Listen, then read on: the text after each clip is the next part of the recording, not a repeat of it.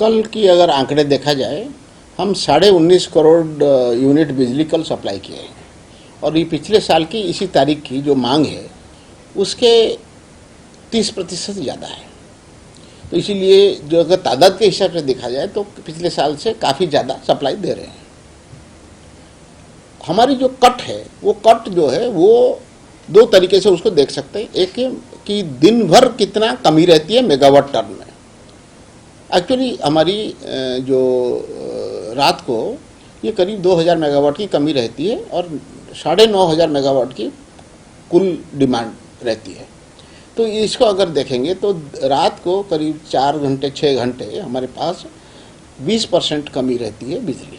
बाकी समय हम उतना ख़राब स्थिति में नहीं है, कभी 200 कभी 100 मेगावाट की रहती है और वो फिर हम लोकल परचेज के जरिए उसको मीट कर लेते हैं। इसीलिए आप देखे होंगे कि 7 दिन पहले यही हमारा जो आंकड़ा था ये 16 करोड़ 15 करोड़ कर रहे थे, अब 19.5 करोड़ पे पहुंच गया है। तो इसीलिए मोटे तौर पर देखा जाए तो हमारे जो पीक पीरियड है जो रात को 8 बजे से लेकर रात को करीब 2 बजे तक है, इस पीरियड में करीब 1,500 से 2,000 मेगावाट की शॉर्टेज है। हाँ, 2-3 चीज़ें की जा रही है। नंबर 1, जो हमारी दिन में हम गेहूं की कटाई से पहले एग्रीकल्चर सप्लाई दिन में नहीं दे रहे थे, अब उसके लिए इंतज़ाम कर रहे हैं कि एग्रीकल्चर सप्लाई को हम दिन में शिफ्ट कर देंगे तो रात के वक्त जो हमारी 2,000 मेगावाट की शॉर्टेज दिख रही है वो थोड़ा कम हो जाए। नंबर 1। नंबर 2, जैसे अखबार में निकला है कि एक आईपीपी के साथ हमारा जो विवाद चल रहा था वो विवाद ऑलमोस्ट सुलझ गया है। तो बहुत जल्दी वहाँ से हमें कम से कम 1,000 मेगावाट बिजली मिलने लगेगा, वो राउंड द क्लॉक यानी 24 घंटे। तो इसका मतलब है उस पीरियड का जो शॉर्टेज था हमारा उसको भी हम टैकल कर पाएंगे। तीसरी चीज़ है कि हमें शंघाई इलेक्ट्रिक कॉरपोरेशन की तरफ से पत्र आया है कि जहां शंघाई में कंप्लीट लॉकडाउन था, अब पार्शियल लॉकडाउन हो गया है और उन्होंने सरकार से परमिशन मांगा है, चाइना की सरकार से, कि वो हमारी जो स्पेयर्स हिसार के लिए आने थे वो स्पेयर्स डिस्पैच कर सकें और मुझे उम्मीद है कि जल्दी वहाँ से स्पेयर्स डिस्पैच हो जाएंगे। इसके अलावा जो हमने मीडियम टर्म परचेज के लिए एप्लीकेशन HEIC में लगाया था, उसमें HEIC ने पहले एक ऑर्डर दिया था कि आप सिर्फ 4 महीने ही खरीदिए साल के, बाकी समय नहीं खरीदिए, क्योंकि हमारी टेंडर सारा साल के लिए था और जो सप्लाई करने वाले कंपनी थे उनकी भी ऑफ़र जो है पूरे साल के लिए था।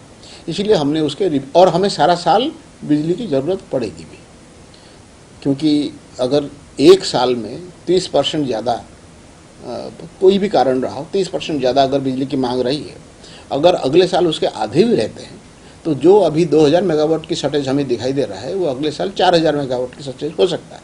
तो उसके मुताबिक हमें तैयारी करना होगा। तो इसीलिए उसके रिव्यू एप्लीकेशन हमने फाइल किया था। आज उस रिव्यू एप्लीकेशन के ऊपर भी HEIC अपनी ऑर्डर देंगे। तो मुझे उम्मीद है कि वो 500 मेगावाट बिजली जो हम खरीदने की बात कर रहे थे वो भी हम जल्दी से खरीद पाएंगे। हमें आज के जो हमारी प्लांट चल रहे हैं उसके मुताबिक 7 से 7.5 रेक कोयले की ज़रूरत पड़ता है। हम 5-6 इतना ही मिल पा रहा है, यानी करंट कंजम्पशन के मुताबिक जितना चाहिए उतना नहीं मिल रहा है।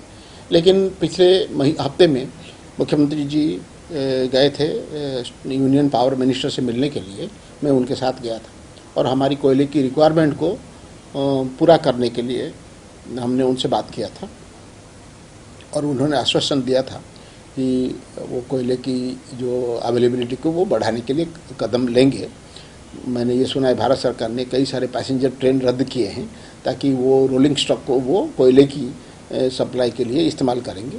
उसको शुरू करने में थोड़ा टाइम लग सकता है, लेकिन मुझे उम्मीद है कि बहुत जल्दी वो हो जाएगा तो हमारे लिए भी रेक अवेलेबिलिटी हो जाएगी तो ज़्यादा कोयला मिलेगा।